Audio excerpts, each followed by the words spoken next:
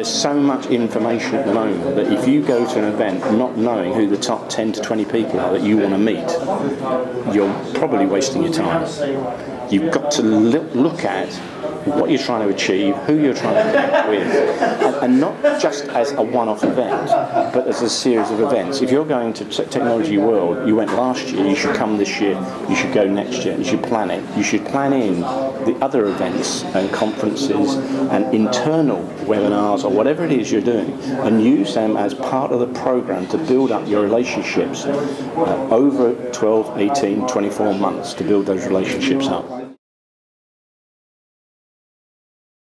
The key on any networking is finding out what motivates somebody to come and meet you, right? And typically it's down to ego and self-interest.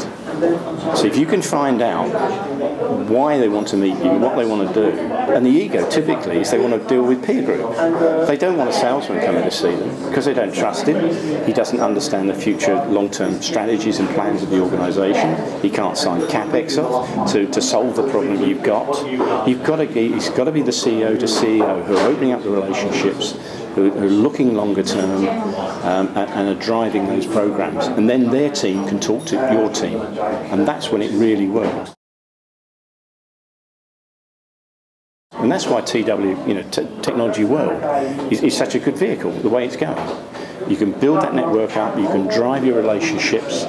I don't expect any CEO to turn up to any of these events, the events we get involved in, or programs we get involved in, without having at least 8 pre-scheduled meetings per day with the targeted audience at CEO level that he needs to work with, and he's briefed with bio and organisation background for both companies so that they get the maximum out of it. You can do 8 a day, and that's good. And again, the way that Technology World is structuring and attracting people, I believe, is the right way for an event.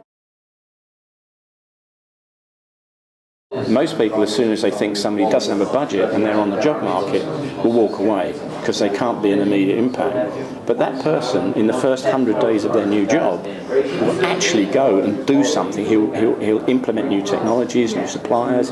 He's got 100 days to make a difference. He'll go from early adopter in the first 100 days, over through the hoop down into Luddite, and typically, but not always, he'll be non-receptive to change and technologies in the last year with 3-year tenure. Simple things like always have your badge on your lapel up here, not down here, because when you shake hands, somebody can see the badge.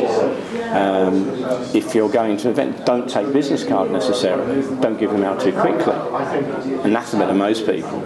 Why? Because you have to ask the other person for their business card, and on the back of their business card you write the notes of what you're going to follow up at. Other issues.